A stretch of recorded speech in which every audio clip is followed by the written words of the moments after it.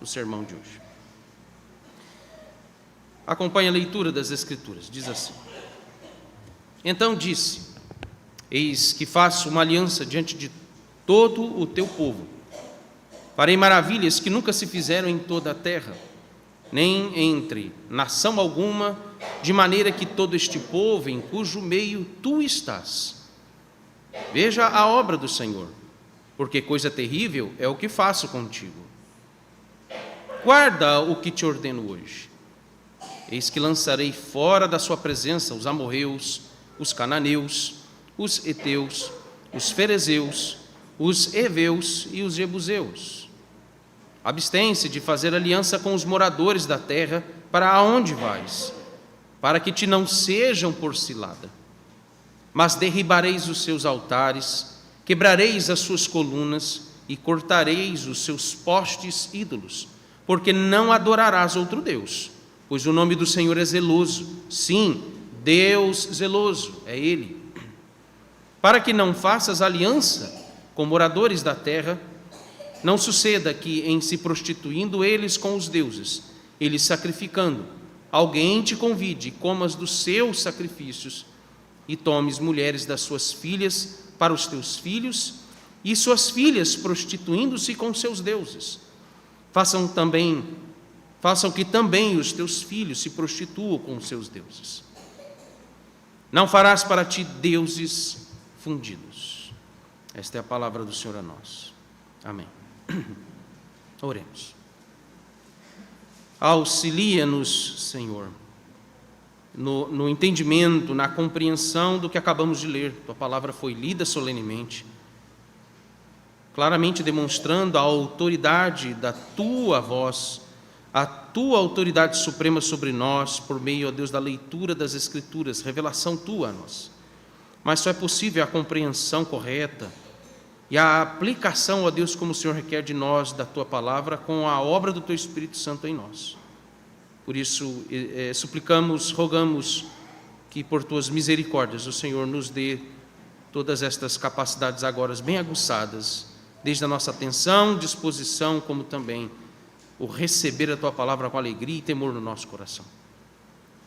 E que as palavras dos meus lábios e o meditar do meu coração sejam agradáveis à tua presença, rocha minha e redentor meu. Oramos em nome de Cristo Jesus, nosso Senhor. Amém.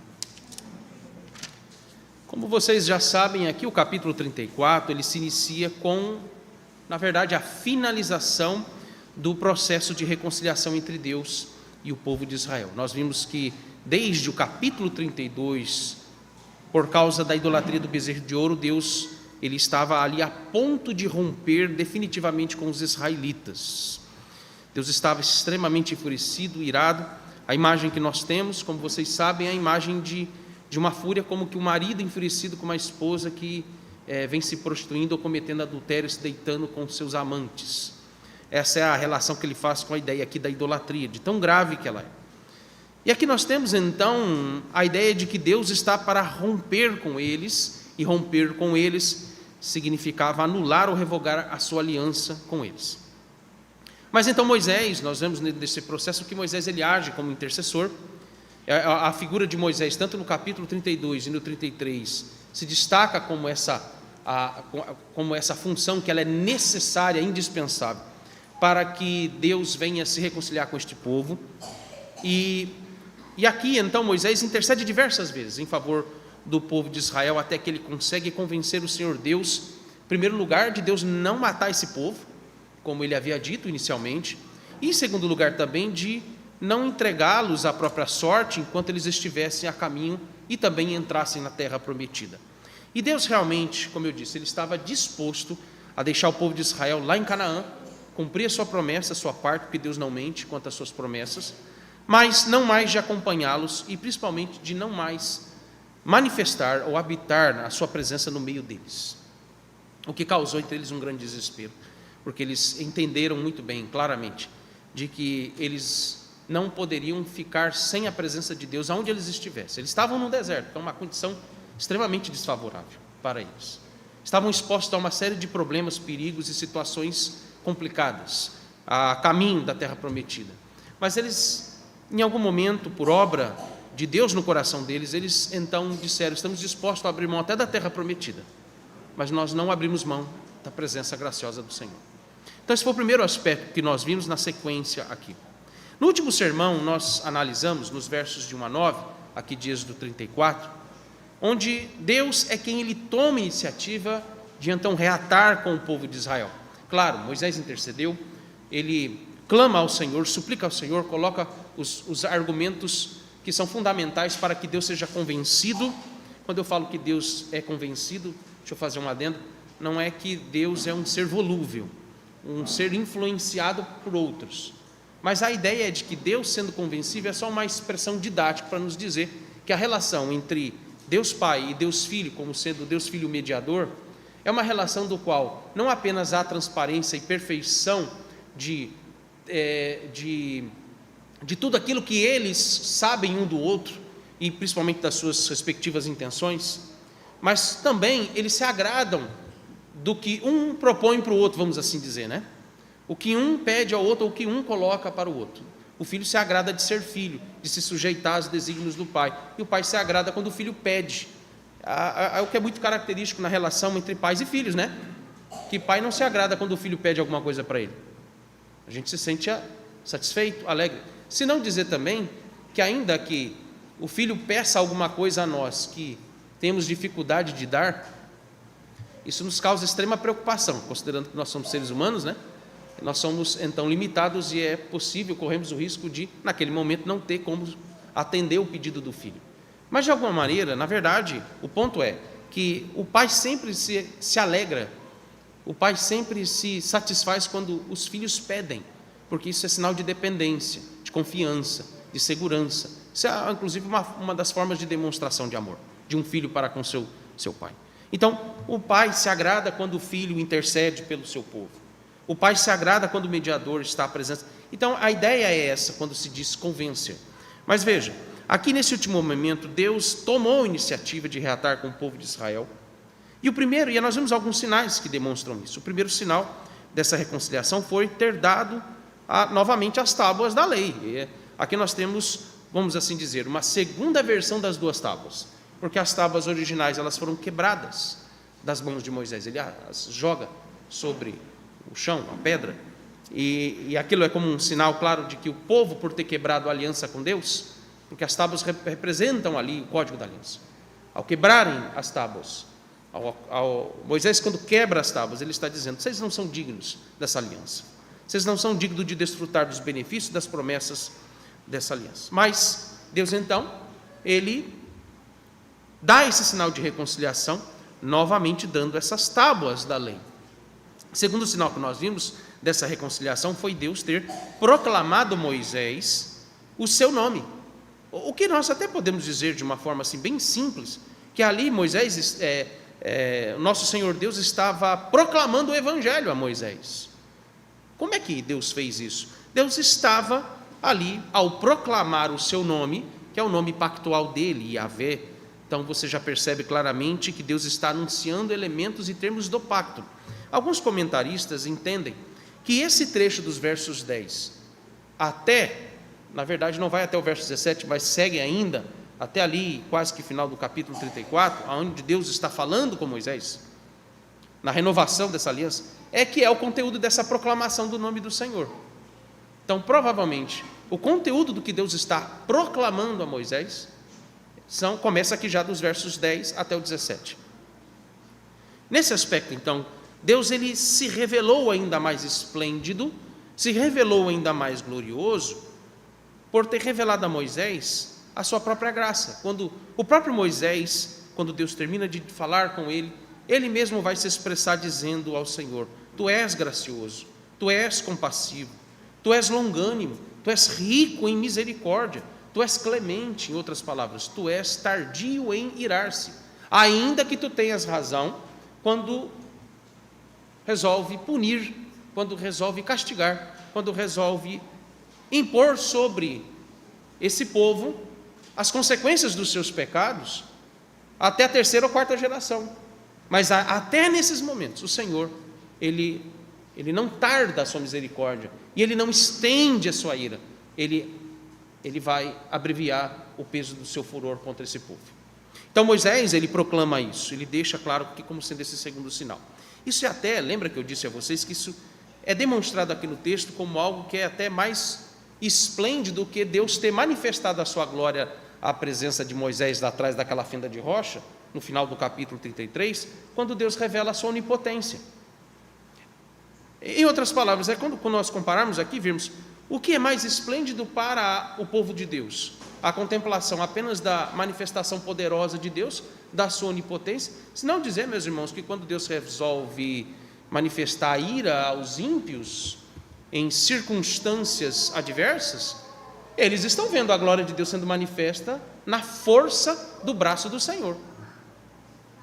Os desastres naturais, as guerras, nós estamos vendo aí, só apenas como ilustração ou captação, de você ver que os israelenses estão agora atacando o que ninguém esperava, né? Briga de cachorro grande, ninguém se mete e quer que seja evitado, né? Porque pode sobrar para alguém. Mas as forças israelenses invadiram o Irã e a situação agora está tensa, porque existe uma demonstração de força, de fúria, de poder. Então, nem sempre manifestação de força e de poder da parte de Deus, ela se revela como uma coisa boa. Claro, no contexto de Moisés foi.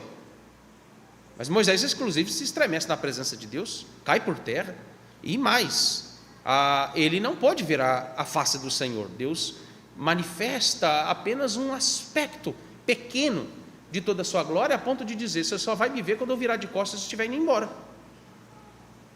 Aqui não, aqui no texto, os versos 1 a 9, nos mostra que esse segundo sinal, Deus, ao proclamar a sua palavra a Moisés, ele está sinalizando algo que é muito mais esplêndido e glorioso, que é a sua graça.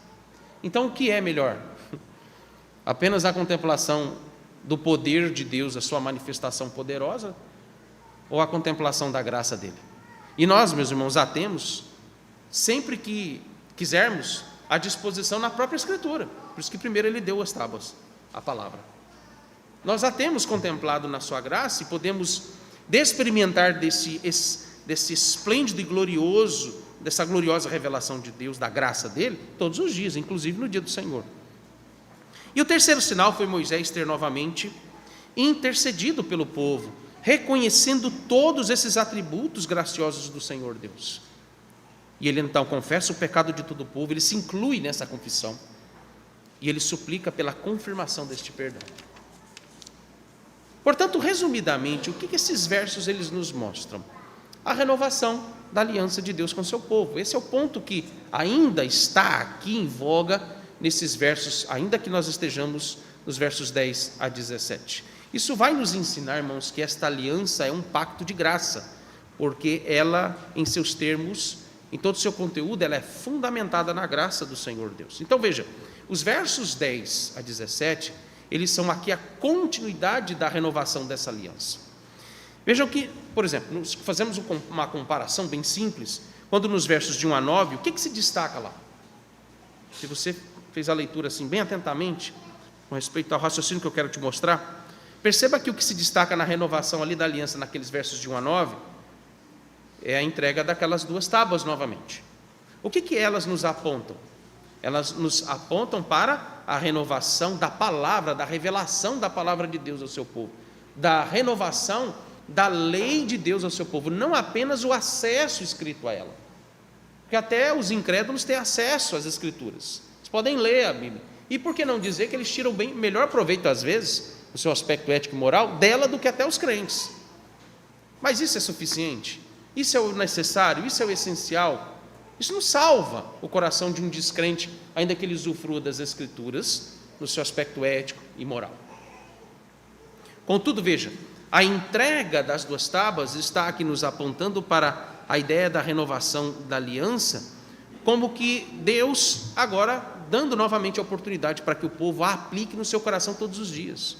Isso é o que se destaca nos versos 1 a 9. Mas nos versos 10 a 17, o que ganha destaque é o conteúdo, são os termos dessa aliança que Deus vai anunciar, ou estaria aqui já, como nos versos estão propostos, já está anunciando ao seu servo Moisés, para ser entregue ao povo de Israel. Nós podemos considerar que estes versos, eles nos apresentam então 4 termos fundamentais da renovação dessa aliança. Rapidamente, deixa eu só explicar uma coisa, ou relembrar vocês de uma coisa importante. Esse texto, principalmente o capítulo 34, ele nos remete à doutrina da aliança, à doutrina do pacto de Deus com o seu povo. E veja aqui como é maravilhoso a gente sempre ter a oportunidade de poder diretamente lidar com este assunto, até porque quando nós tratamos da aliança de Deus, tratamos da doutrina do pacto, como está nos exposto até de uma forma mais explícita aqui nesse texto, nós temos a oportunidade de esclarecer, ou nós temos a oportunidade de reafirmar o porquê que nós fazemos tantas coisas, ou porque Deus nos ordena tantas atividades, nos ordena e nos dá tantos selos, ordenanças e os meios de graça. Por exemplo, os sacramentos. Isso vem à nossa mente. Se você estiver bem atento ao que Deus sempre nos traz à tona sobre o conceito de aliança, os termos da aliança, a estrutura dessa aliança, uma coisa que eu quero te lembrar dentre todos esses pontos, a aliança que Deus fez com o seu povo é uma só. A mesma aliança que Deus anunciou a Moisés, e claro, anunciou até também para Adão e Eva, Noé e Sem, Abraão, Isaque e Jacó e as 12 tribos de Israel, ali os 12 filhos de Jacó, os filhos de Israel. E agora, anunciando aqui no deserto ao povo de Israel, é a mesma aliança que Deus a preserva, a anuncia a nós, mesmo agora depois da vinda de Cristo. Os termos da aliança não mudaram. A palavra que eu uso aqui, aliança, você pode a transliterar para sermos mais didáticos com a palavra pacto, porque quando a gente vai explicar a ideia de que as Escrituras nos dão um único pacto, e nesse pacto o seu conteúdo é o mesmo, desde Adão até o último crente, ou geração de crentes que estiver na face da terra quando Jesus voltar, a palavra pacto, ela define então o modo como Deus vai estabelecendo progressivamente até a vinda de Cristo, o conteúdo, os termos, e na revelação completa dessa aliança, a vinda e a obra de Cristo Jesus. Mas a maneira como ele administra isso historicamente, de tempos em tempos, é que a gente usa a palavra aliança. Por quê? Aí é onde didaticamente o pacto de graça, que já foi ali estabelecido, quando em Gênesis 3,15 é anunciado pela primeira vez a redenção, a salvação em Cristo, ela vai sendo anunciada de diferentes formas, épocas e personagens ou envolvidos pactuais diferentes. Historicamente, a gente vai dividir a administração desse pacto em 2 alianças. Onde é que a gente sabe disso? Por causa do livro de Hebreus, por exemplo, que fala da primeira aliança e da segunda aliança, da antiga aliança e da nova aliança. Nós temos então o pacto de graça dividido na antiga aliança e nova aliança. Cristo é o marco quando uma se encerra para dar continuidade à outra. Esse é um ponto que a gente precisa ter o entendimento ou lembrança disso quando se trata de falar de aliança nas Escrituras, especialmente nesse texto. Mas, como eu disse, aqui nesse texto nos está proposto quatro aspectos importantes, ou podemos assim dizer, 4 termos fundamentais sobre a natureza dessa aliança. Eu a mencionei antes da leitura, vamos recapitular, porque é aqui que nós vamos seguir com o sermão. Nós podemos dividir então esses versos em pelo menos 4 partes. A primeira parte, ela trata da natureza soberana dessa aliança, é o verso 10. A segunda parte trata da natureza graciosa dessa aliança, que é o verso 11. A terceira parte, ela trata da natureza santa dessa aliança, que vai dos versos 12 ao 16. E a quarta parte, ela trata da natureza cultica, da questão da adoração desta aliança, que é apenas o verso 17. O primeiro termo da aliança, então. O primeiro termo da aliança, quando Deus a anuncia, é mostrar que ela é de natureza soberana. Olha o verso 10, o que diz. Então disse, eis que faço uma aliança. Diante de todo o teu povo farei maravilhas que nunca se fizeram em toda a terra, nem entre nação alguma, de maneira que todo este povo, em cujo meio tu estás, veja a obra do Senhor, porque coisa terrível é o que eu faço contigo. Observe aqui, para sermos, eu vou tentar ser mais didático aqui na explicação desse verso com respeito ao fato dela ser de natureza soberana. Você pode então perguntar de uma forma simples: em que aspecto aqui esse texto nos mostra que ela é de natureza soberana? Em primeiro lugar, porque ela é de iniciativa divina. É simples assim. Olha a primeira parte do verso, ou como que começa o verso 10. Eis que faço uma aliança. Onde que essa aliança, então, ela tem caráter horizontal, onde as partes aqui se colocam em posição igual? Deus é o proponente da aliança. Essa é a primeira coisa que a gente aprende na doutrina do pacto. É uma aliança vertical. É Deus quem propôs essa aliança. É Deus quem fez essa aliança com o seu povo. A expressão, como eu já expliquei a vocês no sermão passado, tivemos que fazer isso, é uma expressão que ela diz o seguinte, se fôssemos colocar no seu sentido literal. Vamos só relembrar aqui. É como se Deus dissesse: estava a ponto de revogar, mas darei continuidade a essa aliança. É mais ou menos isso que Deus está dizendo.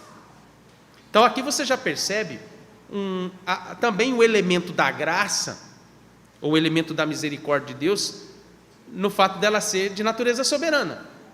O aspecto gracioso dela a gente vai ver daqui a pouco. Mas já dá para a gente ter essa noção. Estava a ponto de anular, mas não farei isso. Manterei a minha aliança. Então é como ele vai dizer de forma didática: eu faço uma aliança com vocês, como já fiz outrora com os demais. Segundo lugar, ela é de natureza soberana porque ela nos revela ou manifesta o poder e as maravilhas de Deus ao seu povo, quando ele vai dizer: diante de todo o teu povo farei maravilhas que nunca se fizeram em toda a terra, nem entre nação alguma, de maneira que todo este povo em cujo meio tu estás. De fato, essas maravilhas, elas serão confirmadas, elas serão cumpridas, primeiro, ali naquele momento quando eles estão no deserto, e em segundo lugar, quando eles entrarem na terra prometida. Eles já tiveram, na verdade, o experimentar das maravilhas de Deus quando eles saíram do Egito, lembra disso? Mas veja, se Deus está renovando uma aliança com eles, é quase que recomeçar do zero, né? O casal está com problemas, está à beira do divórcio. O que acontece quando eles se restauram, reconciliam? É praticamente começar do zero. Não é a partir de onde parou, é voltar praticamente do zero, recomeçar, rever muitas coisas, se não dizer quase tudo, e vamos partir do ponto do início, o ponto origem. O que Deus está fazendo didaticamente? Exatamente isso. Por isso que ele diz: faça uma aliança e vocês verão maravilhas, coisas que vocês, povo, nem a nação nenhuma já testemunhou. Eles já tinham experimentado essas maravilhas. O problema é que eles quebraram a aliança.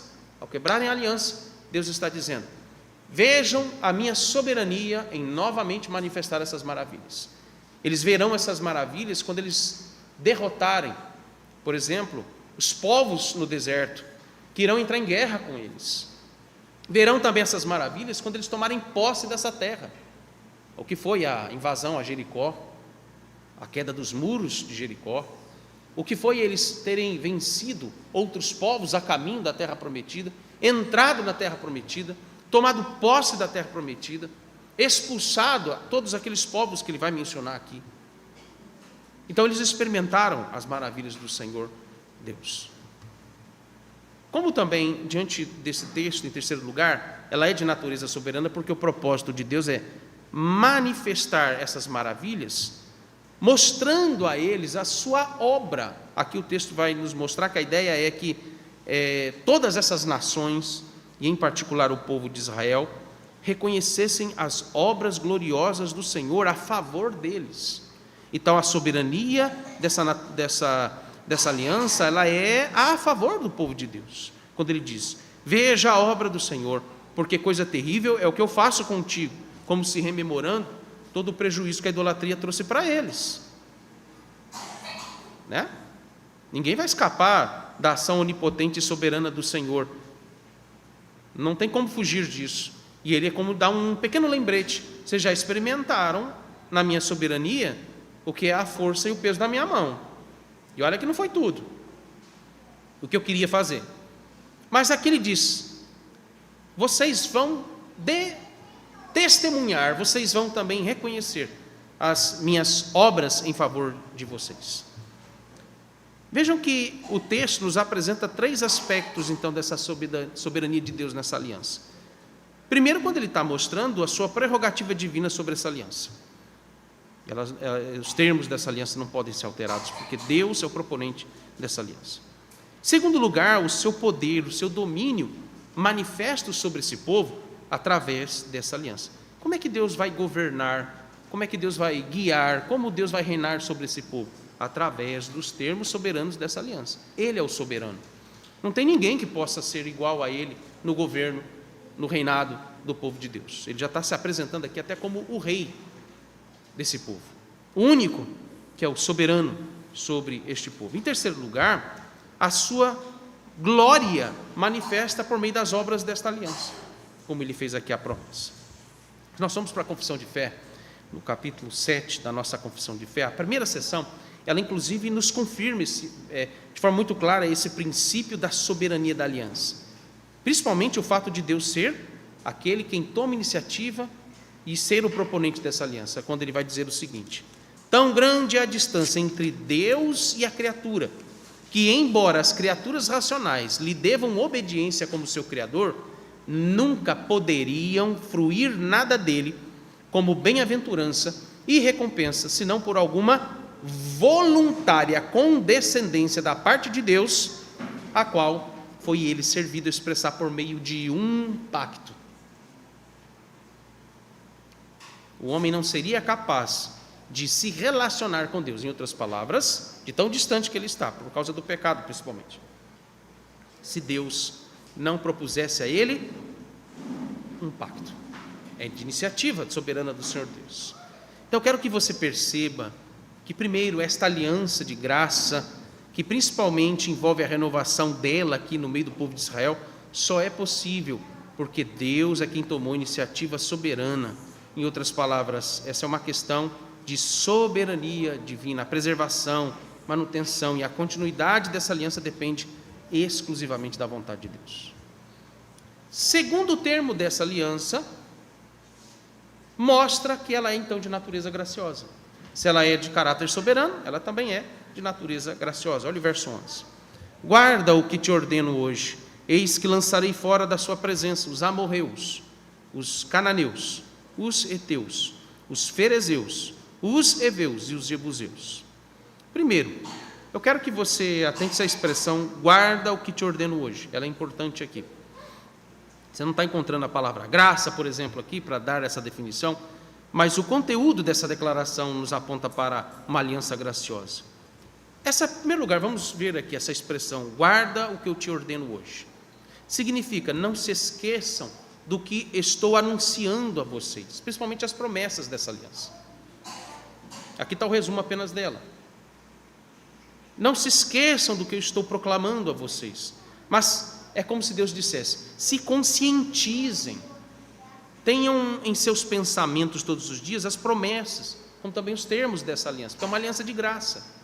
É da natureza dessa aliança ser uma aliança graciosa. Em outras palavras, uma aplicação que é importante para nós. O crente ele não vai poder esperar pelos benefícios ou pelo desfrutar das promessas da graça de Deus nessa aliança, se ao menos ele não se conscientizar e aplicar no seu coração todos os dias os termos e as promessas dessa aliança. Eu me adianto num aspecto que a gente vai aplicar daqui a pouco, que entra aqui a questão da fé. A fé que nos é dita em Efésios capítulo 2 como um dom de Deus, é uma dádiva de Deus, que diz respeito à capacidade que o Espírito Santo nos dota de realmente exercitar essa conscientização constante e diária de nunca esquecer dos termos graciosos dessa aliança. Por isso que Deus diz, guarda o que eu te ordeno hoje. Não se esqueçam disso. A ideia é não negligenciar. O esquecimento não é só da memória em si, ainda que, claro, negligência faz a gente esquecer texto bíblico, que decorou na infância, não é verdade? A gente se distancia de Deus, começa já a não lembrar mais das coisas que estudamos, lemos, aplicamos ao longo da nossa vida cristã. A gente até, às vezes, perde até a habilidade de orar cuidadosamente. E o que orar? Mas enfim, o aspecto que entra aqui é a negligência. O esquecer é negligência, não dar importância, não dar a devida consideração.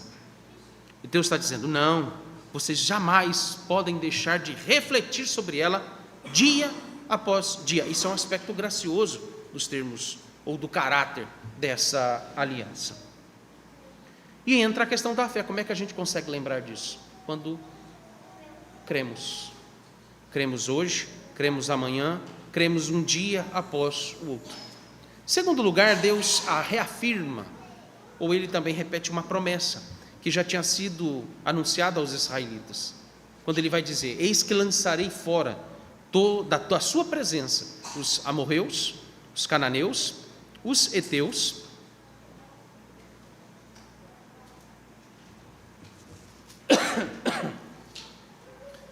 os ferezeus, os heveus e os jebuseus. São as principais, talvez, etnias ou povos que estão ali habitando, que são descendentes de Cã e de Canaã, que estão habitando naquelas terras. O que basicamente expulsar os habitantes desses habitantes de Canaã tem a ver com o fato deste pacto ser de caráter gracioso? Em primeiro lugar, você está vendo que aqui é um anúncio de promessa. Quando é anúncio de promessa, é graça. Então, veja, essa parte do verso 11, ele está relacionado também com o que Deus disse no verso 10.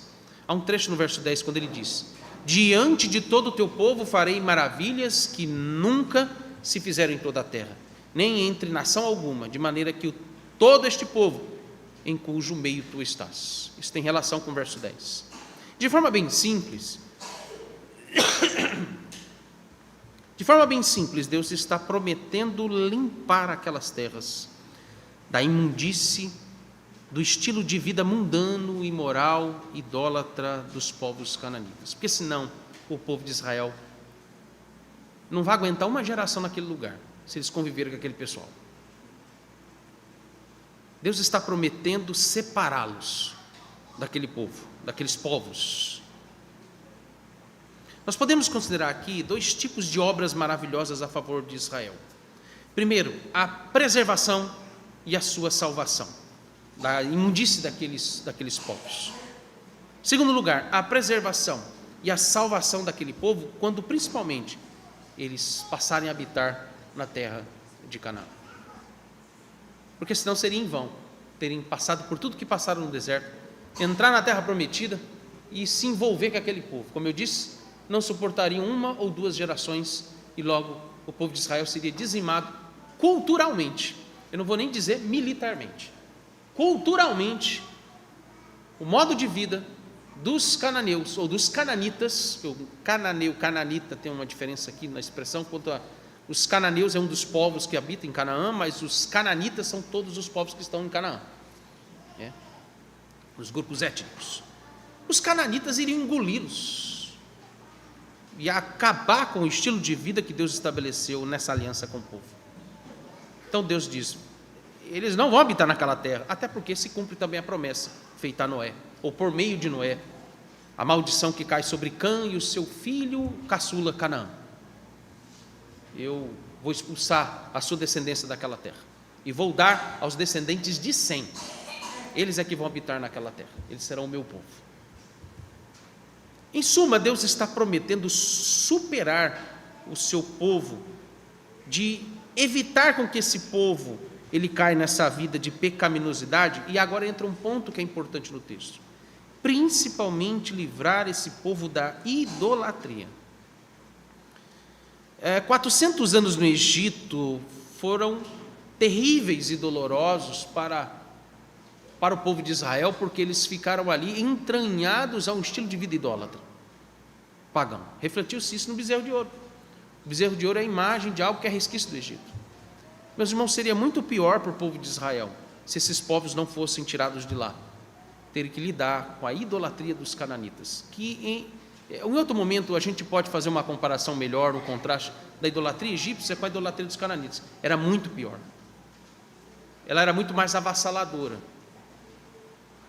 Então Deus está trazendo uma promessa ao povo de Israel em dizer, eu vou separar vocês desse estilo de vida pecaminoso e principalmente idólatra dos cananitas. E esse é o ponto ápice de todos os benefícios que Deus ele dá por meio dessa aliança, e por isso que ela é uma aliança de graça. Qual é a maior bênção que nessa vida nós podemos desfrutar dos termos e das promessas dessa aliança?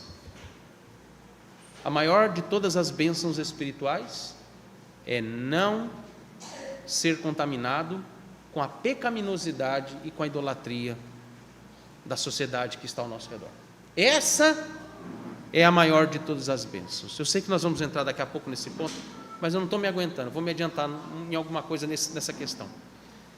Como é que você identifica essa aliança de graça, esse benefício tão grande que a gente desfruta de estar separado da impiedade e da idolatria do mundo? Uma delas é quando os nossos filhos se casam com as nossas filhas, que é no finalzinho aqui do texto. Quando os nossos filhos namoram, pode falar, porque a questão do namoro, depois a gente em outro momento fala sobre isso, mas namoram e se casam com aquelas que são as filhas da aliança. Aí você vê o que é uma aliança de graça, onde Deus está separando um povo para si. Essa é a maior bênção que a gente pode desfrutar, não tem outra. Irmãos, não tem nada melhor do que nós desfrutarmos e vermos a esplêndida e maravilhosa obra do Senhor sendo testemunhada diante de nós, quando Deus preserva e poupa a sua igreja de ser infiltrada com a idolatria dos ímpios. Mas deixa para o próximo ponto aqui daqui a pouco, senão eu vou estender demais. O fato é que então nós temos o terceiro termo dessa aliança. O terceiro termo dessa aliança nos mostra que ela é de natureza santa, ela é de natureza soberana, ela é de natureza graciosa, mas ela é também de natureza santa. Aqui entra uma coisa, eu não botei no esboço, mas eu queria rapidamente lembrar você de um aspecto importante quando fala de estrutura da aliança. Toda aliança ela vai ter o que no seu conteúdo? Duas coisas: promessas e exigências. Aqui entra agora o aspecto das exigências. Nós vimos as promessas, a aliança vertical, ela tem esse aspecto de promessas, Deus falando, eu vou fazer maravilhas no meio de vocês e para vocês. Entra o aspecto de uma aliança de graça, onde Deus está prometendo poupar o seu povo, evitar que o seu povo se misture com a idolatria dos cananitas. Agora entra um aspecto das exigências da aliança, porque é uma aliança que ela é santa.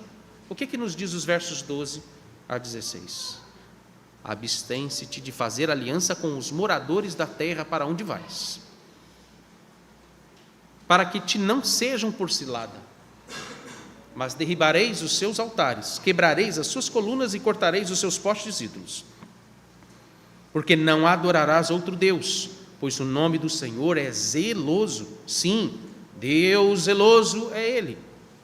Para que não faças aliança com os moradores da terra. Não suceda que, em se prostituindo ele com os deuses, e lhes sacrificando, alguém te convide e comas dos seus sacrifícios, e tomes mulheres das suas filhas para os teus filhos, e suas filhas, se prostituindo com os seus deuses, façam que também os teus filhos se prostituam com os seus deuses. Ele me adianta num ponto quando ele diz, qual vai ser a cilada que eles vão cair, né? Até que as mulheres vão se tornar prostitutas da idolatria, e elas, inevitavelmente, vão levar os seus filhos, fruto desse casamento com os idólatras, também a se prostituírem com os ídolos dos seus pais ou das suas mães. Primeiro aspecto da natureza santa desta aliança: não quebrar esta aliança com Deus e fazer aliança com os moradores daquela terra. Verso 12: abstém-se de fazer aliança com os moradores da terra para onde vais, para que te não seja por cilada. Segundo aspecto da natureza santa dessa aliança é terem uma posição ou uma postura radical contra o modo de vida pecaminoso e idólatra dos cananitas. O verso 13: mas derribareis os seus altares, quebrareis as suas colunas e cortareis os seus postes ídolos. E o verso 14 complementa: porque não adorarás outro Deus, pois o nome do Senhor é zeloso. Sim, Deus zeloso Ele é. Para que não faças aliança com os moradores da terra, Não se suceda que, em se prostituindo eles com os deuses e lhes sacrificando, alguém que te convide e comas dos seus sacrifícios. Como eles deveriam radicalizar em relação aos seus futuros vizinhos, os que ainda permaneceriam ali? Estão lá até hoje, né? Primeiro, quando Deus diz: vocês devem destruir os seus altares, devem destruir os seus locais de culto pagão, seus ícones, destruir as suas esculturas e imagens, acabar com a idolatria, com o modo de vida idólatra deles. Verso 13 deixa isso muito claro: derribarem os seus altares, quebrarem as suas colunas e cortarem os seus postes ídolos. Perceba que no verso 14, ele então vai dar algumas razões do porquê que eles devem destruir todos esses apetrechos, esses objetos e esses utensílios, e principalmente esses locais, esses santuários de culto pagão. Em primeiro lugar, porque Deus está dizendo que Ele é ciumento. Ele é ciumento em que aspecto? Ele é ciumento, em primeiro lugar, com a sua aliança. Ele é zeloso para com a sua aliança, Ele ama a sua aliança. E Ele também ama este povo, como o verso 14 está dizendo: porque não adorarás outro Deus, pois o nome do Senhor é zeloso. Sim, Deus zeloso, Ele é. O segundo motivo é porque também, se eles tolerarem, se eles aceitarem a prática pecaminosa e idólatra no meio deles, cedo ou tarde, eles também cederão a essa pecaminosidade, a essa idolatria. É inevitável isso. Olha o verso 15: para que não faças aliança com moradores da terra, não suceda que, em se prostituindo eles com os deuses, e lhes se sacrificando, alguém te convide e comas dos seus sacrifícios. Eu não preciso nem lembrá-los, aliás, precisa, né? Estou sendo, na verdade, aqui um tanto que irônico, provocativo, retórico, vamos assim dizer. Na verdade, precisa, né? Que mês nós estamos?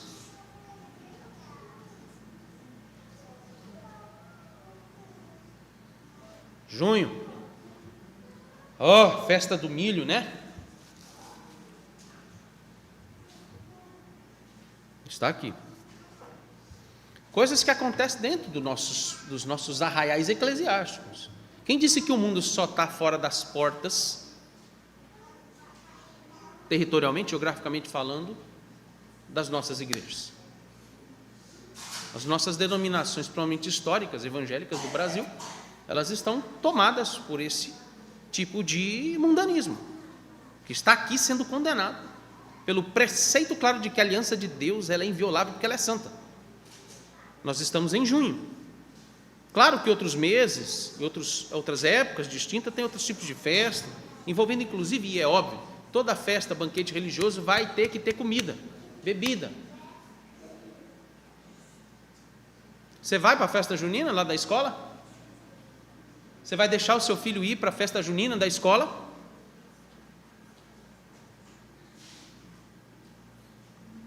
É só um evento cultural, pastor. Você quer que eu leia de novo o texto, como o texto está nos propondo aqui? Não faças aliança com os moradores da terra. A palavra terra, moradores da terra, tem a ver com um modo... O que é cultura? Cultura é um modo de vida. Você vai se associar a esse modo de vida? Essa cultura? Não suceda que, se prostituindo eles com seus deuses e lhes sacrificando, alguém te convide e comas dos seus sacrifícios. O princípio está estabelecido. A questão é o princípio. O que nós vamos fazer? Nós vamos negociar. O que significa fazer aliança com os moradores da terra? Você negocia. Você cede. Em alguma medida você cede, porque o temor aos homens pesa mais do que o seu temor e o seu amor por um Deus que é zeloso, pela aliança dele e por você que faz parte dessa aliança.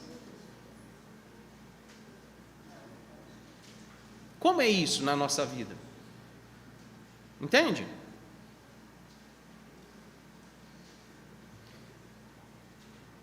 Terceiro, quando eles devem impedir, e aqui entra o aspecto do casamento agora também, talvez esse seja o ponto mais frágil da relação em que envolve o povo de Israel, porque eles pecaram gravemente nesse aspecto, depois, na história.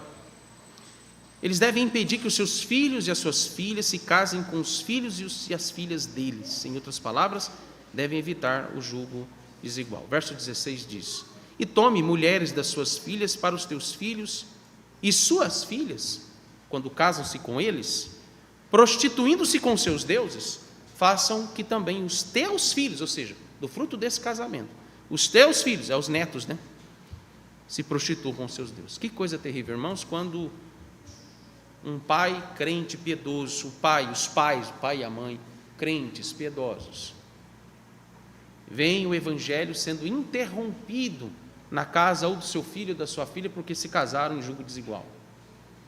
E quão terrível coisa é ver os netos se prostituindo com os ídolos que estão dentro da casa dos seus pais. Que coisa terrível. Que desgosto é esse para uma família da aliança.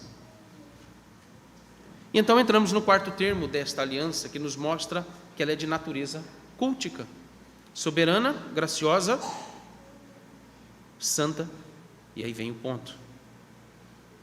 Ela é de natureza cultica. Não farás para ti deuses fundidos. Esse último estágio, ele envolve todos os termos fundamentais dessa aliança.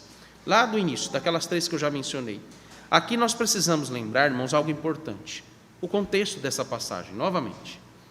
Aqui o contexto é de renovação desta aliança em meio a um processo de correção e de restauração do coração do povo da sua idolatria. Não pode se esquecer disso.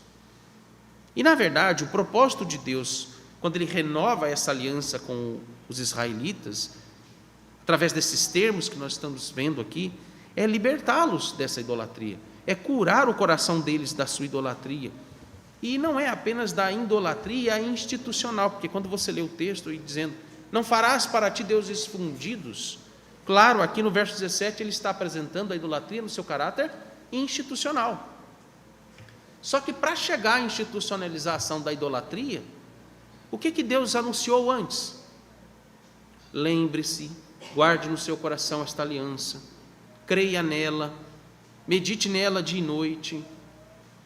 Eu prometo livrá-los, guardá-los, se vocês forem fiéis a ela, vou livrar vocês dos seus inimigos, vou abençoá-los em separá-los desses povos, para que vocês não sejam dizimados pela cultura e o estilo de vida deles.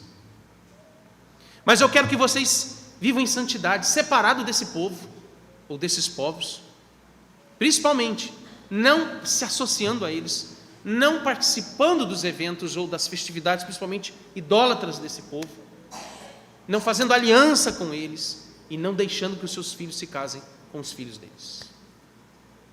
Dito isso, o Senhor Deus está tratando o problema da idolatria na área conceitual, porque é onde vem toda a carga de processo que gradualmente nos leva à idolatria institucional.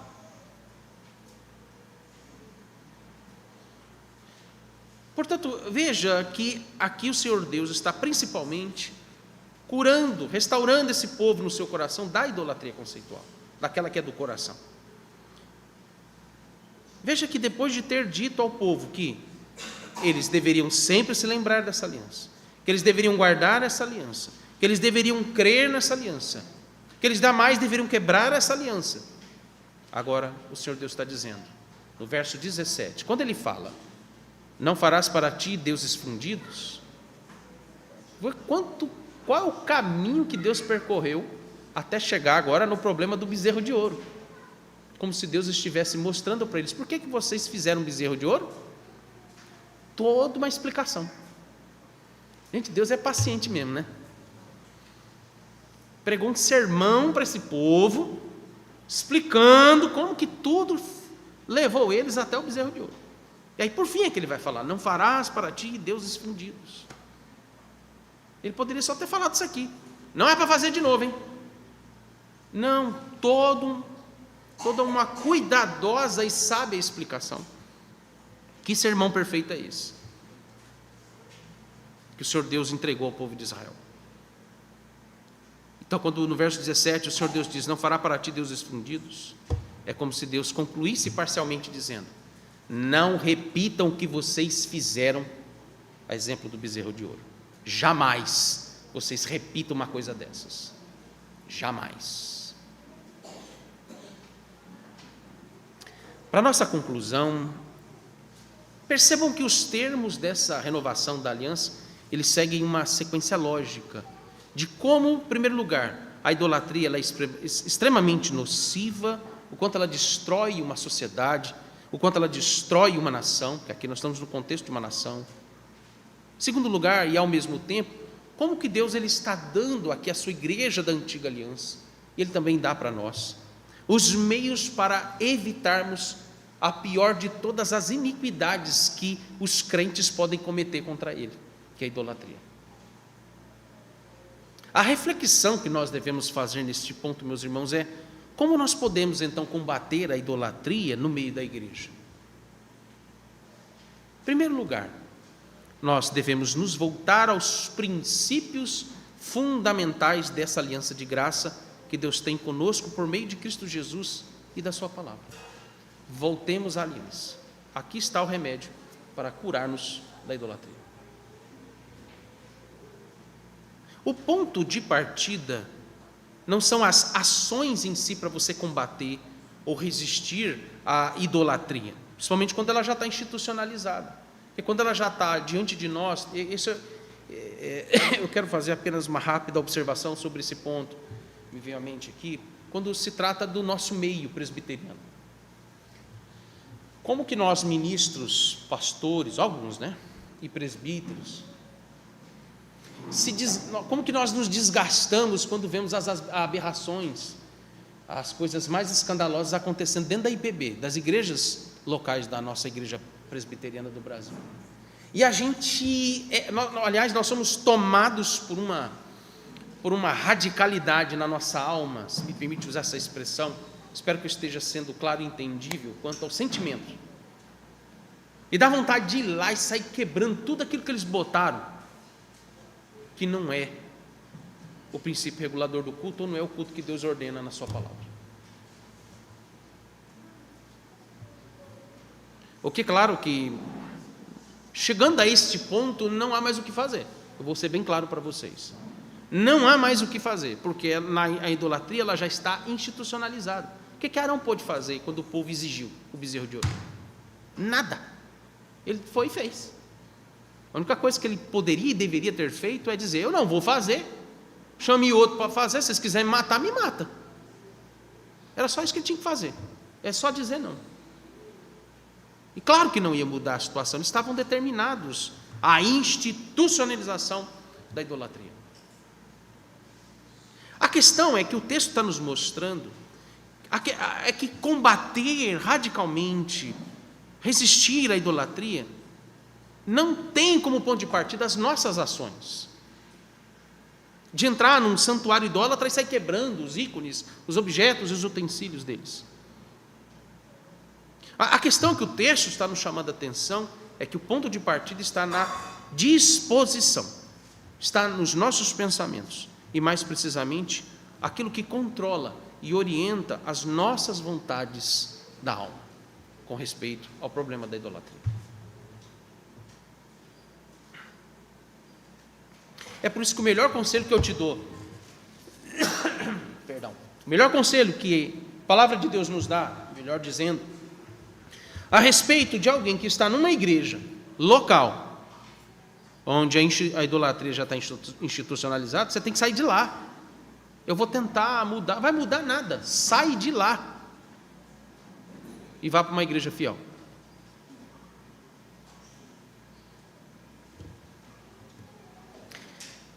É neste ponto, então, meus irmãos, que nós devemos considerar que a nossa libertação, vamos falar de nós, é claro, a nossa libertação da idolatria está no modo como Deus reafirma, manter e preservar a sua aliança de graça para não permitir que caiamos desenfreadamente na idolatria e morramos no precipício dela, que é o inferno.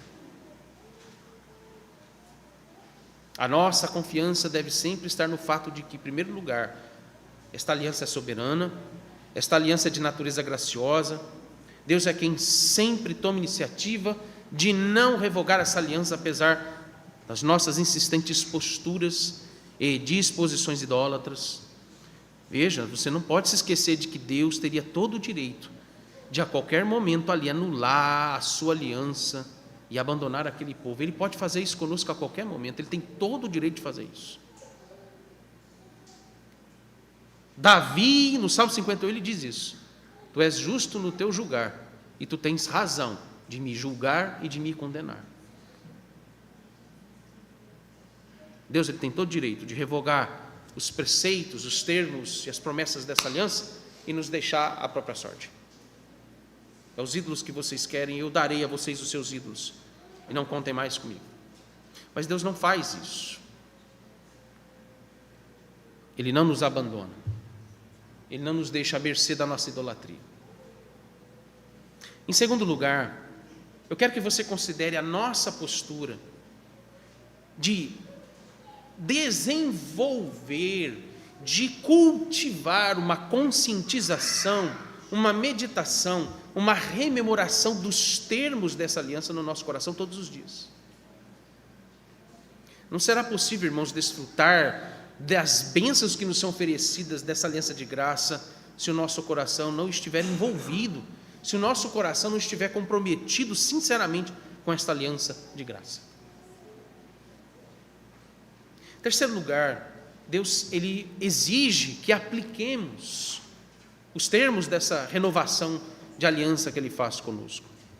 Em primeiro lugar, como é que Deus então lhe determina isso? Em primeiro lugar, seja radical com o modo de vida pecaminoso e idólatra.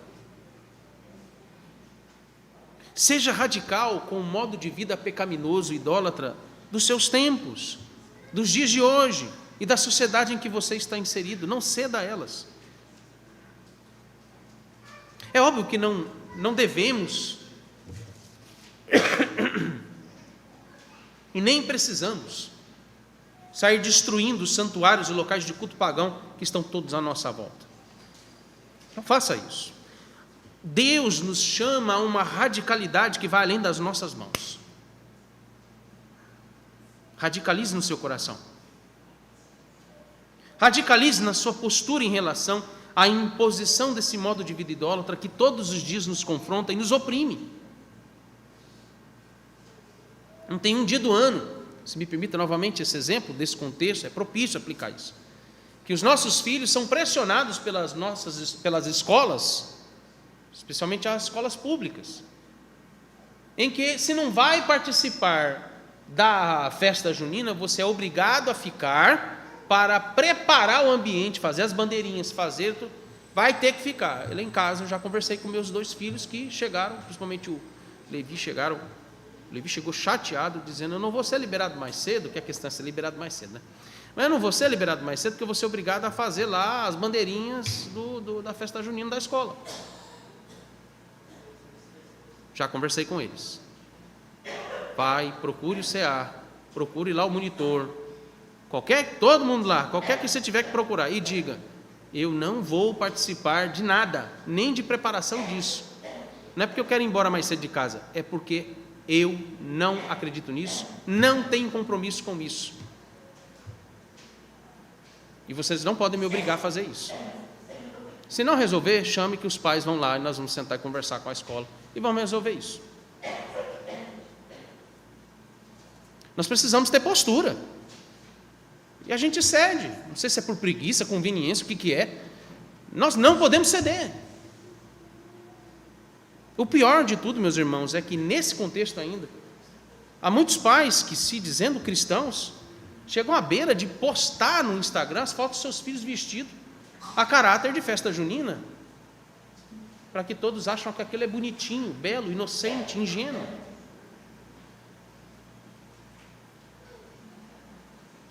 Radicalizar no seu próprio coração, na sua própria casa, já é mais do que o suficiente para que lutemos e combatemos e resistamos esse modo de vida idólatra dos dias de hoje. Tem tantas outras coisas, mas é exemplo desse.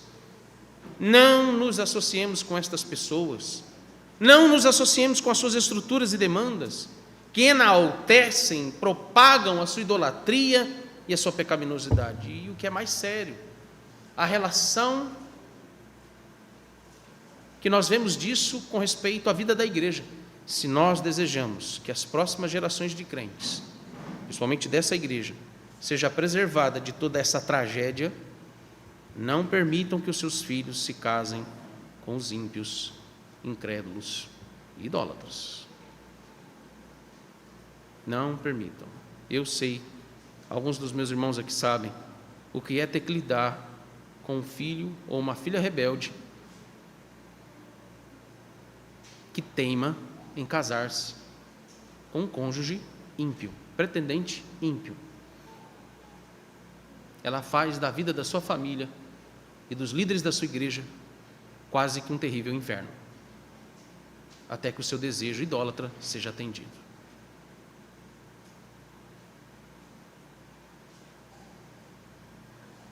A porta de entrada da idolatria no meio da igreja é o casamento em julgo desigual.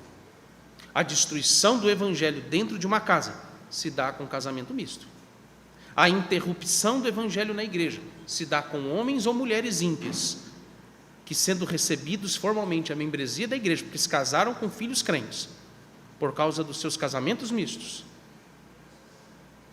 Deus vai usá-los para ajuizar, trazer severos castigos a essa igreja que permitiu, consentiu e ainda os casou diante de Deus, os abençoou diante de Deus.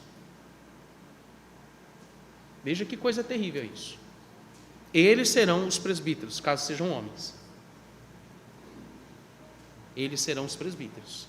Eles serão os diáconos. Eles serão os homens que vão influenciar as próximas gerações.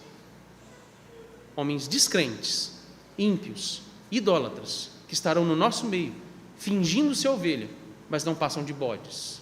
Idólatras, influenciando, subindo aqui ao púlpito, conduzindo a igreja em oração, conduzindo falsamente a igreja na leitura das Escrituras, conduzindo falsamente a igreja nas suas pregações, sermões e aulas de escola dominical e estudos bíblicos. Imagine o que é isso. Imaginem quão terrível é passar por isso. Quarto lugar, o nosso comprometimento com a aliança de graça, meus irmãos, culmina no modo como nós lidamos com o culto a Deus. Primeiro, nós não podemos esquecer que o culto a Deus é o ponto final do nosso comprometimento com essa aliança de graça. É o ponto ápice, é o propósito final. Veja como que Deus ele repudia a idolatria nas suas mais variadas formas e faces, quando ele chama a idolatria de prostituição espiritual. E a idolatria na igreja nada mais é do que se prostituir. Uma das regras que nós devemos aplicar a respeito do nosso zelo para com o culto a Deus é que o que regula o culto nas Escrituras são os termos dessa aliança de graça. Por isso que lá no início Deus falou: não deixem de guardar o que hoje te ordeno, para que quando vocês forem me cultuar, isso esteja na mente, no coração de vocês. Porque o que regula o culto que Deus aceita e que Ele prescreve a nós na sua palavra está fundamentado nesses termos de graça. A aliança é uma relação exclusiva entre Deus e o seu povo, e é por isso que Ele, de novo aqui, Ele é um Deus ciumento, Ele é um Deus zeloso, ou seja, Ele exige exclusividade nessa relação. Onde é que nós desfrutamos dessa, ou é visualizado publicamente essa relação entre Deus e o seu povo? É o culto. É o lugar onde Ele se deleita com a nossa presença e nós nos deleitamos com a presença dEle.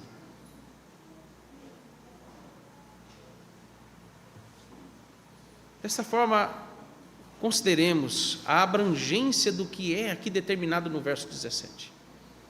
Tudo o que está direta ou indiretamente ligado a esse tipo de idolatria institucional, meus irmãos, envolve também a rejeição de práticas, modismos litúrgicos e elementos culturais que distorcem a centralidade de Cristo na adoração ao Senhor. Oremos. Deus de graça e misericórdia, nós recebemos a Tua palavra com temor, mas também com alegria, deleite no nosso coração, e nos submetemos a ela tudo que fomos instruídos, quando ela declara a tua soberania, a tua graça, como os meios pelos quais o Senhor preserva esta aliança, apesar de nós. Rogamos para que o nosso coração se envolva, medite, examine, seja todos os dias conscientizado, ponto a ponto de cada aspecto das nossas particularidades e intentos do nosso coração a respeito de todas estas instruções. Ajude-nos, ó Deus, a lembrar todos os dias dos termos desta aliança. Faça-nos confiar e descansar nas promessas dessa aliança. Ajude-nos, ó Deus, a nos apropriar mais ainda das bênçãos dessa aliança e ajude-nos à pureza, à santidade a respeito dos termos dessa aliança. Sabemos, ó Deus, que a única forma de nos vermos longes e livres da nossa idolatria é nos comprometer, nos sujeitar, ó Deus, a esta aliança de graça que o Senhor tem conosco. Oramos em nome de Cristo Jesus, nosso Senhor. Pai nosso que estás nos céus, santificado seja o teu nome. Venha o teu reino. Faça-se a tua vontade, assim na terra como no céu. O pão nosso de cada dia dá-nos hoje e perdoa-nos as nossas dívidas, assim como nós temos perdoado aos nossos devedores. E não nos deixes cair em tentação, mas livra-nos do mal, pois teu é o reino, o poder e a glória para sempre. Amém. Coloque-se de pé.